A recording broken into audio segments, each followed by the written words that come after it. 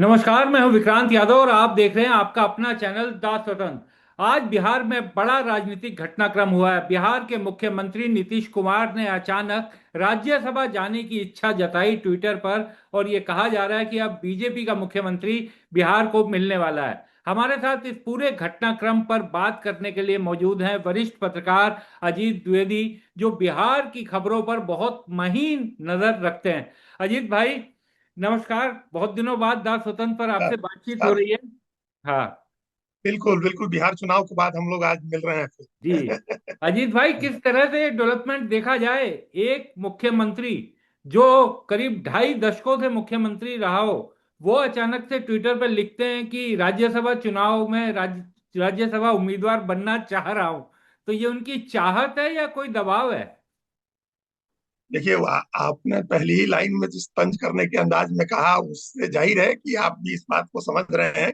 और दर्शक भी काफी हद तक समझ ही रहे हैं। आपके दर्शक या बिहार के लोग, उत्तर प्रदेश के लोग, या जो भी राजनीति समझते हैं, दिल्ली के लोग, हाँ, उनको भी अंदाजा है कि ये कोई स्वाभाविक चॉइस नहीं है। राज्यसभा की सीट और बनाम मुख्यमंत्री का पद, इसमें कोई चॉइस नहीं। हाँ, 6 साल की राज्यसभा के बदले कोई भी समझदार व्यक्ति 1 हफ्ते मुख्यमंत्री रहना चाहे, हाँ, तो 1 हफ्ते हम करें, 1 हफ्ते हाँ, या 4 दिन के लिए भी मुख्यमंत्री बना दीजिए और कहिए कि 6 साल की राज्यसभा है, तो वो मुख्यमंत्री चुनेगा। क्योंकि मुख्यमंत्री का पद इस देश में तो हम लोग बचपन से सुनते आए हैं, डीएम सीएम पीएम, यही 3 पद होते हैं। बाकी तो क्या सब, बाकी सब ऐसे ही होते हैं। तो ये कोई इच्छा नहीं है नीतीश कुमार की। एक एक ऐसा एकदम हम लोगों ने जो एक रूपक अगर हम बताएं विक्रांत जी, तो वो ये होगा कि हम लोग बचपन में देखते थे कि कोई बच्चा, तीसरी क्लास का बच्चा स्कूल नहीं गया, तो हाँ, मास्टर ने 4 बच्चों को भेजा कि उसको खींच करके स्कूल से ले आओ, उसको कैसे नहीं आएगा। हम्म, ये उस तरह का रूपक है। नीतीश कुमार को उस तरह से खींच करके धकिया करके राज्यसभा भेजा जा रहा है ताकि मुख्यमंत्री की कुर्सी खाली हो। हम्म, तो ये एक सिंपल, इस तरह से एक रूपक के जरिए हमने कहा, हाँ, एग्जैक्टली ऐसी नहीं हो रहा है, लेकिन एक रूपक है ऐसा। हम्म, नीतीश कुमार ने जो सोशल मीडिया में कहा है, एक्स पर कहा है, कि उनकी इच्छा थी कि वो चारों सदनों के हाँ, सदस्य रहे। हाँ, तो ये चारों सदनों का सदस्य होना कौन सी बड़ी उपलब्धि है। हाँ, बिहार में कितने ही नेता हैं जो चारों सदनों के सदस्य रह चुके हैं। अभी उपेंद्र कुशवाहा राज्यसभा में आ रहे हैं, ये चारों सदनों के सदस्य रहे। हाँ, नागमणि चारों सदनों के सदस्य रहे, सुशील मोदी चारों सदनों सुशील के मोदी। सदस्य रहे थे, लालू यादव भी चारों सदनों के सदस्य रहे। तो ये कोई बड़ी उपलब्धि नहीं है कि आप चारों सदन के सदस्य रहे। ये एक एक तरह का फेस सेविंग है, एक तरह का एक जो पोजिशनिंग है कि उनको उनकी तरफ से। और ये कहलवाने की जरूरत इसलिए पड़ी है विक्रांत जी की, आप देख रहे हैं कल रात से जिस तरह का विरोध शुरू हुआ है मुख्यमंत्री आवास के बाहर। पहले युवा जनता दल के लोगों ने प्रदर्शन किए, और उसके बाद आज दूर दूर से उनके समर्थक आ करके प्रदर्शन करने लगे। लोगों ने प्रेम प्रेम मुखिया, जो हिलसा के विधायक हैं, वो आए तो उनकी गाड़ी रोक दी गई, उनको लौट करके वापस जाना पड़ा, वो सीएम आवास नहीं जा सके। ऐसी ललन सराफ, जो बहुत ही ललन सराफ का संजय गांधी, जो बहुत ही करीबी नेता है नीतीश कुमार के, एमएलसी हैं, उनको भी लोगों ने सदन, मतलब मुख्यमंत्री के आवास पर नहीं जाने दिया। तो ये इस लोगों की नाराजगी और विद्रोह को देखते हुए एक एक तय किया गया कि नीतीश कुमार अपने मुंह से कहें कि ये वो अपनी इच्छा से कर रहे हैं, अपनी मर्जी से जा रहे हैं, ताकि लोगों के गुस्से को कुछ हद तक ठंडा किया जा सके, लोगों के गुस्से को कुछ हद तक शांत किया जा सके। हालांकि उनके समर्थकों को भी पता है कि ऐसा कुछ नहीं है, नीतीश कुमार अपनी मर्जी से नहीं जाना चाहते हैं। आखिर आखिर विक्रांत जी, नीतीश कुमार ने इसके पहले जितनी बार गठबंधन बदल किया, वो मुख्यमंत्री पद के लिए ही तो हाँ, किया है। बिल्कुल। सारे चुनाव तो मुख्यमंत्री पद के लिए ही लड़े ना। तो अचानक ऐसा कैसे हो गया कि उनको मुख्यमंत्री पद से अनासक्ति हो गई, मोह भंग हो गया, और वो कहने लगे कि अब हम मुख्यमंत्री नहीं रहेंगे। हम्म। तो ये वो बात नहीं है जो कही जा रही है, वो बात बिल्कुल नहीं। तो अजीत भाई, जो बिहार का चुनाव जब नीतीश जी और बीजेपी और एनडीए गठबंधन ने जीता था, उस समय कहा गया था कि मिशन बिहार अभी बीजेपी का पूरा नहीं हुआ है। तो क्या अब ये मान लिया जाए कि अब जब नीतीश कुमार राज्यसभा जा रहे हैं, तो बीजेपी का जो मिशन बिहार था वो अब पूरा हो गया और बीजेपी राज्य को बीजेपी का मुख्यमंत्री मिलने जा रहा है? बिल्कुल यही होने जा रहा है। बिल्कुल यही होने जा रहा है विक्रांत जी। बीजेपी अपना मुख्यमंत्री बनाने जा रही है। और बीजेपी के भी सब, जब मतलब एक तो बीजेपी पहले रही है, जो अटल बिहारी वाजपेयी, लाल कृष्ण आडवाणी की बीजेपी थी, एक नरेंद्र मोदी और अमित शाह की बीजेपी, ये दोनों बीजेपी की, एक उसके पहले जनसंघ की भी एक बड़ी इच्छा रही थी बिहार में उनका मुख्यमंत्री बने। हम्म, और समूचे हिंदी पट्टी में और ईस्ट में भी, आप बंगाल और बिहार, यही 2 राज्य बचे हैं जहां बीजेपी का मुख्यमंत्री नहीं बना। हम्म, तो बीजेपी अपना मुख्य, पहले कहा जा रहा था कि बीजेपी अपना मुख्यमंत्री बंगाल चुनाव के बाद बनाएगी, हम्म, लेकिन बीजेपी को बंगाल चुनाव के लिए भी एक मैसेज देना है कि देखो, हमने दो कंकर कर लिया, 2 राज्य जहां हमारा मुख्यमंत्री नहीं हुआ था, हाँ, वहां हम बना रहे हैं अपना। बड़े नॉर्थ ईस्ट के एक आध छोटे छोटे राज्य बचे हैं जहां नहीं है बीजेपी का मुख्यमंत्री, लेकिन बड़े राज्यों में यही दो राज्य बचे। हम्म। और बिहार में मुख्यमंत्री बना करके बीजेपी बंगाल में भी एक बड़ा मैसेज देगी कि देखिए दो राज्य थे जिसमें एक हमने कनकर कर लिया, हमने अपना सीएम बना दिया। ये बीजेपी की बड़ी पुरानी इच्छा थी कि बिहार में उसका मुख्यमंत्री बने, और अब ये होने जा रहा है कि भारतीय जनता पार्टी का मुख्यमंत्री बने। और यहाँ कुछ बातें बता दें, हम लोग कुछ जो एनालिसिस करेंगे और जो हम्म। वैचारिक सैद्धांतिक बातों के अलावा कुछ खबरें हैं जो हमको हमारे पास है पहले से है। जी। वो ये है कि चुनाव नतीजों के बाद ही भारतीय जनता पार्टी चाहती थी कि उसका मुख्यमंत्री बने, और अच्छा। इसकी बजाबता पहल हुई थी। दिल्ली के जो शीर्षस्थ नेता हैं उन्होंने कहा था कि बीजेपी का मुख्यमंत्री बनना चाहिए है, क्योंकि क्योंकि हिस्ट्री में ये पहली बार हुआ था कि चुनाव जीत करके भाजपा सबसे बड़ी पार्टी बनी। हाँ। पिछले विधानसभा में चुनाव जीत करके नहीं बनी थी, पिछले चुनाव के बाद आरजेडी सबसे बड़ी पार्टी थी 75 सीट के साथ, हाँ। बीजेपी 74 सीट पर थी। बाद में कुछ विधायकों को तोड़ करके अपने पार्टी में शामिल करके बीजेपी सबसे बड़ी पार्टी बनी। ये पहली बार हुआ कि चुनाव जीत करके बड़ी पार्टी बनी, और एक अंतर से बड़ी 89 सीटें बीजेपी ने जीती। ये हालांकि उसका बेस्ट परफॉर्मेंस नहीं था, 91 बेस्ट परफॉर्मेंस लाया, लेकिन तब वो सबसे बड़ी पार्टी नहीं, सबसे बड़ी पार्टी बनी। तो बीजेपी ने ये कहा कि हमारा मुख्यमंत्री बनना चाहिए, हम्म। और इसकी पहल भी की गई। लेकिन तब जो आपको ध्यान होगा, उस समय आपने भी इस खबर को हमको लगता है कि चलाया ही होगा कि एक विशेष विमान दिल्ली से हाँ। पटना गया था, और उस विशेष विमान से जेडीयू के जो बड़े नेता हैं वो वहां से दिल्ली बुलवाए गए थे। ये 14 नवंबर को रिजल्ट आने और 20 नवंबर की शपथ के बीच में हाँ। हुआ था। और उन नेताओं से यहाँ कहा गया कि भाई आप बीजेपी का मुख्यमंत्री बनवाइए, नीतीश जी की अब स्थिति ऐसी नहीं है कि उनको राज्य संभाल सके। हम्म। तो उन दोनों नेताओं ने कहा कि भाई ये अभी स्थिति नहीं है, अभी तो तुरंत बगावत हो जाएगी, बिहार की जनता को भी हम लोग क्या जवाब देंगे। और हम्म। कि जब हम लोग चुनाव लड़े हैं, जेडीयू चुनाव लड़ी है कि 2025 से 30 फिर से नीतीश, तो हम लोग क्या जवाब देंगे, अभी इस समय बगावत हो जाएगी। तो कहा गया कि ठीक है, लेकिन पहली राज्यसभा जब आएगी, मतलब दो वार्षिक चुनाव आएंगे मार्च में, तो आप लोगों को नीतीश कुमार को विदा करना होगा। हाँ। ये बात हो गई। फिर 20 तारीख को नीतीश कुमार की शपथ हुई, प्रधानमंत्री भी गए। पहले कहा जा रहा था कि वो रिलक्टेंट थे जाने से, तो हम्म। जब वो भी गए, उन्होंने शपथ में हिस्सा लिया। शपथ ग्रहण समारोह में कई ऐसी चीजें हुई जो जिनसे लगा कि नीतीश कुमार मानसिक रूप से बहुत स्वस्थ नहीं है। हाँ। शपथ पत्र पढ़ने में उनसे कई बार गलतियां हुई, हमको लगता है हर पंक्ति में उन्होंने गलती की पढ़ने हाँ। में। उसके तुरंत बाद, शपथ के तुरंत बाद, बीजेपी के शीर्ष नेताओं ने जेडीयू के नेताओं को कहा कि देख लिया ना आप लोगों ने, आपके मुख्यमंत्री की क्या स्थिति हो गई है, हम्म। अब इनको कितने दिन तक हम लोग इस तरह से चला सकते हैं। और उस समय भी फिर ये दोहराया गया कि तो राज्यसभा पहली आएगी उस समय इनको विदा किया जाए और बीजेपी का अपना मुख्यमंत्री बने। तो अब उसकी तैयारी हो गई थी, पृष्ठभूमि बताई हमने नवंबर जी। 2025 की। हम्म। और अभी पिछले दिनों जब 24-25 तारीख को अमित शाह गए और जाकर के 3 दिन बैठे किशनगंज में, तो हम्म। उस यात्रा का जो अपना जो सुरक्षा का जो मामला था वो अपनी जगह था, घुसपैठियों का मामला अपनी जगह था, वो शुद्ध रूप से राजनीति से भी जुड़ा हुआ था, जिसमें ये बात हो रही थी बीजेपी के नेताओं के साथ बैठक करके कि हम लोग कैसे उनको राज्यसभा भेजा जाए, और भेज करके जो जगह बनती है बीजेपी का आदमी कैसे वहां मुख्यमंत्री बने, और कौन बने, क्या समीकरण हो। तो ये बीजेपी ने अपना पूरी प्लानिंग करके उसको एग्जीक्यूट किया। इसमें प्रधानमंत्री नरेंद्र मोदी और अमित शाह दोनों की सहमति है कि सबसे बड़ी पार्टी है भारतीय जनता पार्टी। दूसरा, उसमें सबसे बड़ी पार्टी वाला लॉजिक तो पिछली बार भी था कि सबसे बड़ी पार्टी है, लेकिन नहीं बनाया, क्योंकि अब उसका ये इसका दूसरा पक्ष आता है जो हाँ। हम लोग अभी चर्चा करेंगे। जी। लेकिन इस बार ये लॉजिक दिया गया कि सबसे बड़ी पार्टी है और नीतीश जी की सेहत ऐसी नहीं है कि वो कंटिन्यू कर सके, तो अब उनको हट जाना चाहिए है और भारतीय जनता पार्टी का मुख्यमंत्री बने।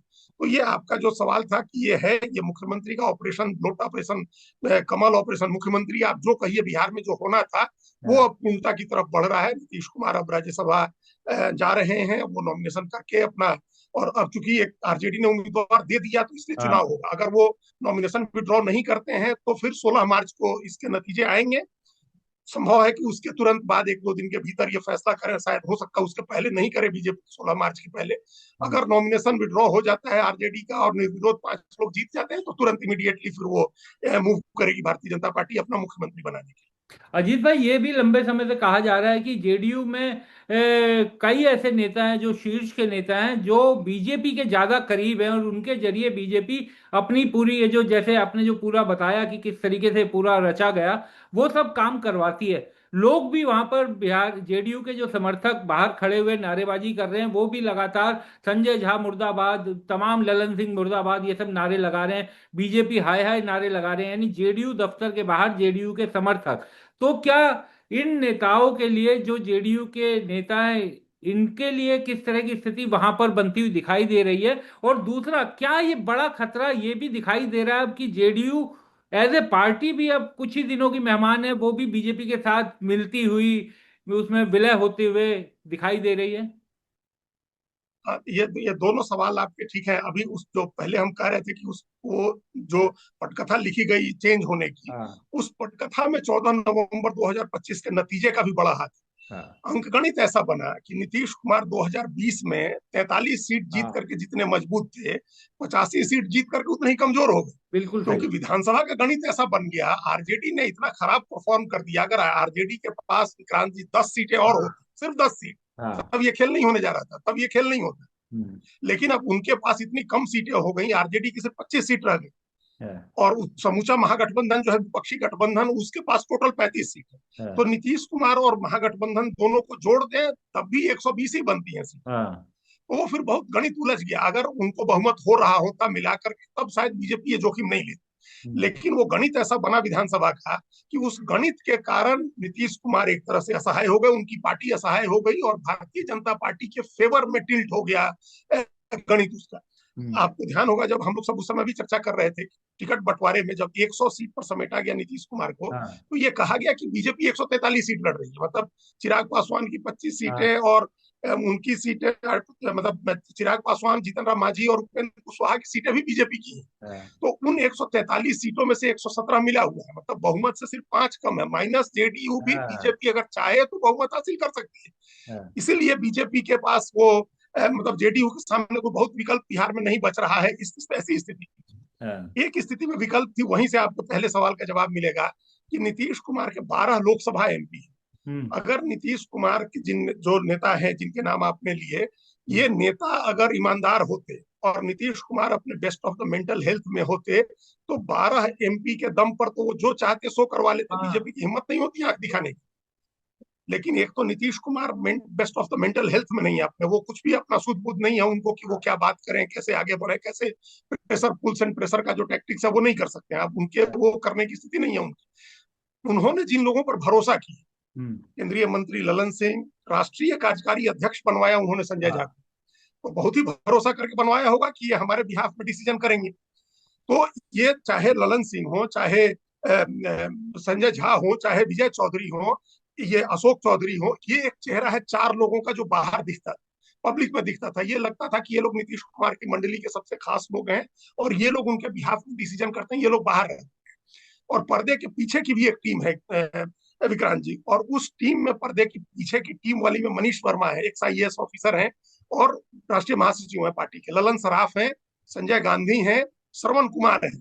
ये सब या तो ये सब पिछड़ी जाति के आते हैं, उस जाति के जिनका समीकरण नीतीश कुमार के साथ सधता है, कुर्मी भी है, और जो अत्यंत पिछड़ी जाति है उनसे आते हैं जिनका समीकरण नीतीश कुमार ने साधा है चुनाव जीतने के लिए। हम्म, और इसमें कुछ अधिकारी और कुछ पूर्व अधिकारी हैं। ये जो टीम है ये विजिबल नहीं है, हाँ, लेकिन ये टीम पूरी ईमानदारी से नीतीश कुमार के साथ खड़ी रही, हम्म, पूरी ईमानदारी से। क्योंकि इनको पता था कि इनके इंटरेस्ट नीतीश कुमार से अलाइन होते हैं। अगर नीतीश कुमार का मुख्यमंत्री का पद गया तो इन सब की भी सारी चीजें खत्म हो जाएंगी। बिल्कुल, तो ये अपने सामाजिक समीकरण के हिसाब से भी, अपनी सुविधाओं के हिसाब से भी, और राजनीति के हिसाब से चाहते थे कि यथास्थिति बनी रहे, नीतीश कुमार मुख्यमंत्री रहे, और नीतीश कुमार अगर हटे तो निशांत कुमार मुख्यमंत्री बने, अगर निशांत कुमार किसी वजह से नहीं बनते हैं तो श्रवण कुमार को आगे कर दे। कुर्मी जाति से आते हैं, नीतीश कुमार के नालंदा जिले के हैं, 20 साल से मंत्री हैं, भरोसे के आदमी है, तो हम्म, उनको बनाया जाए। मतलब ये 6 4 5 लोग, जो 4 नेता, 2 4 अधिकारी, पूर्व अधिकारी, ये चाहते थे कि नीतीश कुमार को नहीं हटाया जाए, जो यथास्थिति है वो बनी रहे। दूसरी तरफ वो लोग हैं जिनके अपने लालच है, अपना स्वार्थ है, सत्ता लोलुपता है, उनको इस बात से कोई मतलब नहीं, और किसी न किसी तरह का डर भी है। हाँ, तो उस डर में, अपने उस लालच में, उस स्वार्थ लोलुपता में, वो लोग नीतीश कुमार के इंटरेस्ट को प्रोटेक्ट नहीं कर सकते। उनके ऊपर यह जिम्मेदारी थी कि वो नीतीश कुमार का इंटरेस्ट प्रोटेक्ट करें और पार्टी का भी इंटरेस्ट प्रोटेक्ट करें।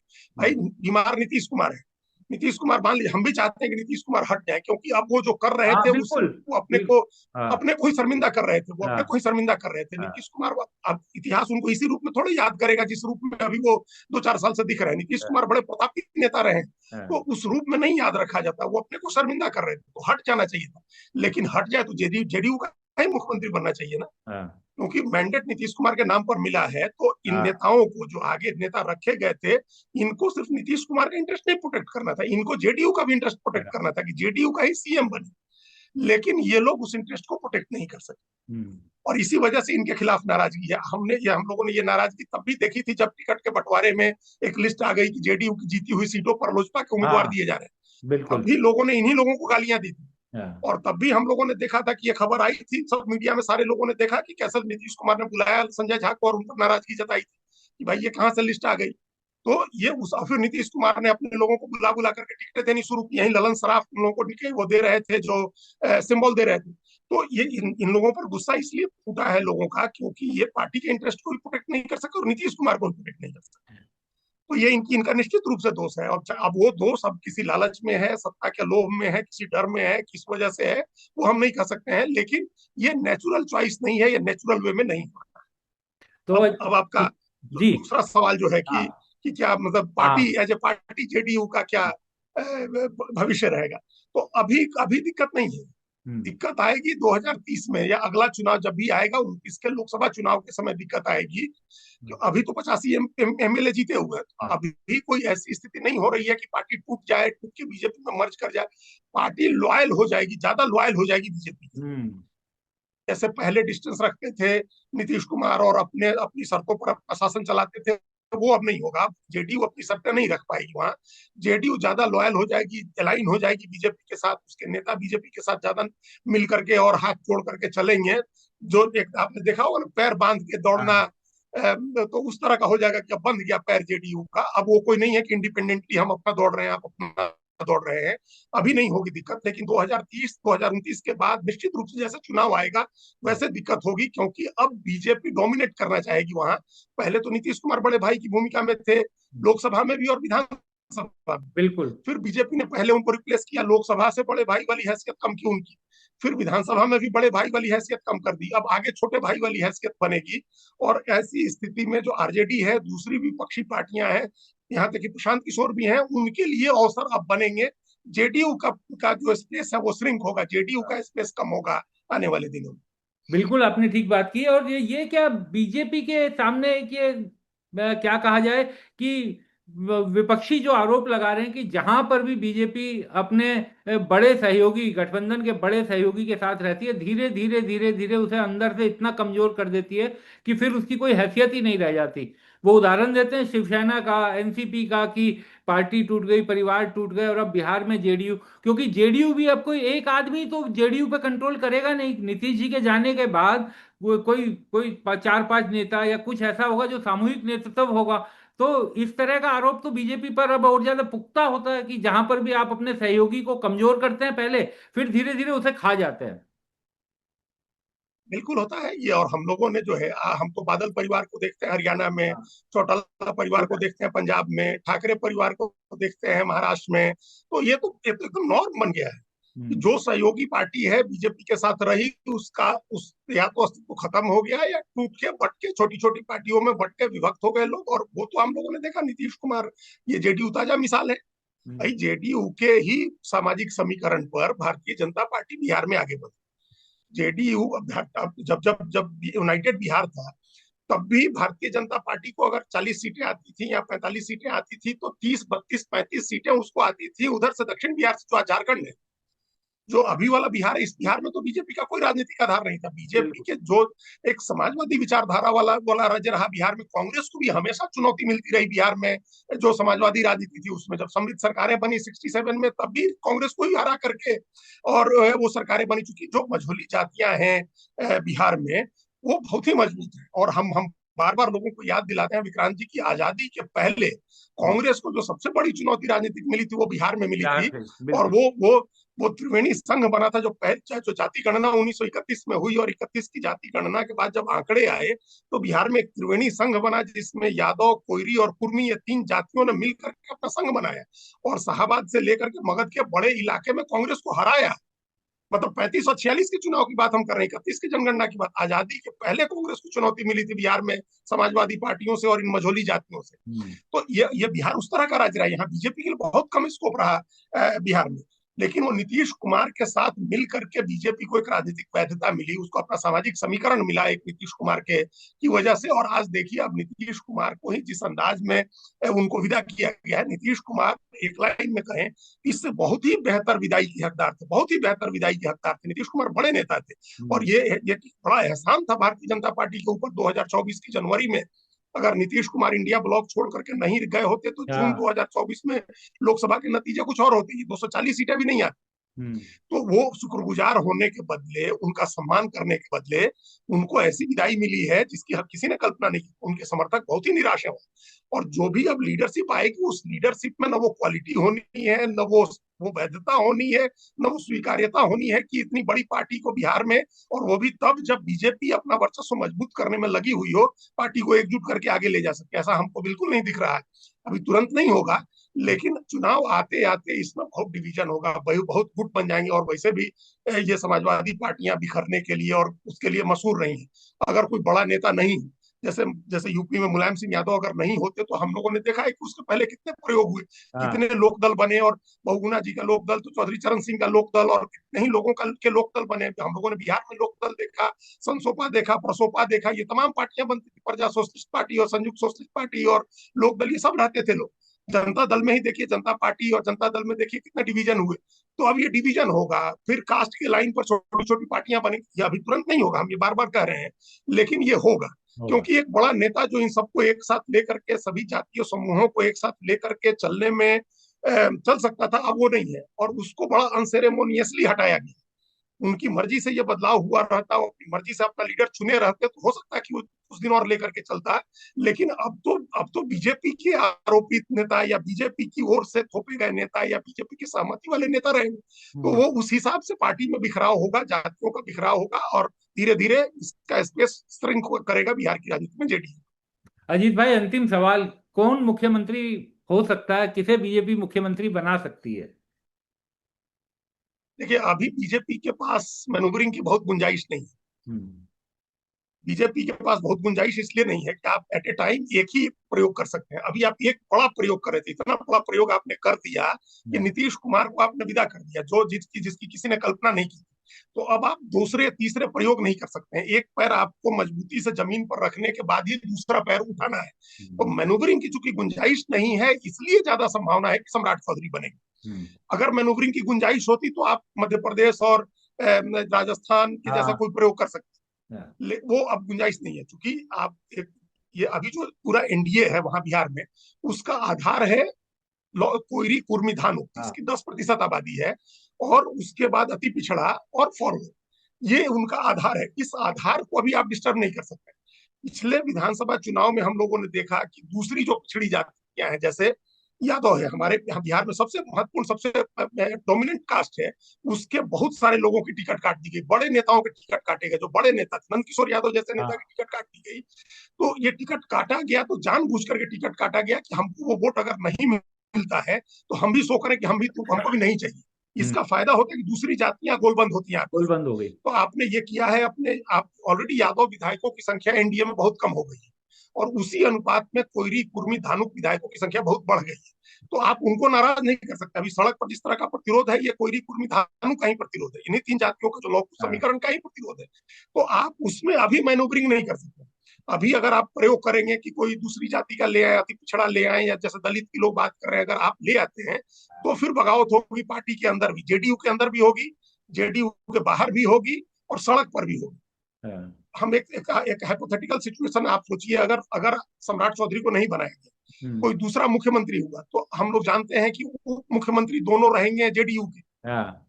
तो इसका मतलब तो यही होगा ना, सम्राट चौधरी को विदा करना है। विदाई, बिल्कुल उनकी भी विदाई क्योंकि हो गई। ऐसा तो नहीं होगा ना कि किसी हाँ। दूसरे मुख्यमंत्री के और दूसरे दो उप मुख्यमंत्रियों के अंदर में वो मंत्री बन जाएंगे, हाँ। ये तो नहीं होगा। और बिल्कुल। उनका कद आपने इतना बड़ा किया है, पहले उप मुख्यमंत्री वित्त विभाग, फिर उप मुख्यमंत्री गृह विभाग दे करके। तो आप या तो उनको मुख्यमंत्री बनाएंगे, मतलब या तो नहीं, अभी अभी हमको यही लग रहा है कि हाँ। बहुत मैनोवरिंग बीजेपी नहीं कर पाएगी। अभी तो सम्राट चौधरी को बनाना इनका सबसे सेफ बेट होगा, क्योंकि कोयरी कुर्मी धानुक की जो नाराजगी है नीतीश कुमार को हटाने से, वो नाराजगी दूर होगी। उत्तर प्रदेश का चुनाव भी है, कोयरी बड़ा वहां महत्वपूर्ण है जिसको आपको मैसेज करना है। और तीसरे की ये जो निशांत कुमार के अगर उप मुख्यमंत्री बना देते हैं आप, तो फिर कोयरी कुर्मी का अभी जो समीकरण चल रहा है वो समीकरण चलता रहेगा, तो दिक्कत नहीं होगी। इसलिए जो कह रहे कि अभी कोई बड़े दुस्साहस दुस्साहस नहीं करेगी भारतीय जनता पार्टी, हम जहां तक अभी समझ रहे हैं। अब कर दे तो, जब इतना बड़ा प्रयोग कर लिया तो आगे भी कुछ कर दे तो कौन जानता है। लेकिन हाँ, राजनीतिक समझ यही कहती है कि अभी ज्यादा प्रयोग करने की गुंजाइश नहीं। बिल्कुल। बहुत बहुत शुक्रिया अजीत भाई, आप हमारे साथ जुड़े, चर्चा में हिस्सा लिया और एक तरह से बिहार के इस फैसले, ये जो नीतीश कुमार का पूरा फैसला हुआ है उसकी इंसाइट भी दर्शकों को आपसे हुई इस बातचीत के जरिए पूरी तरीके से समझ में आएगी। बहुत बहुत शुक्रिया अजीत भाई। धन्यवाद, धन्यवाद विक्रांत जी।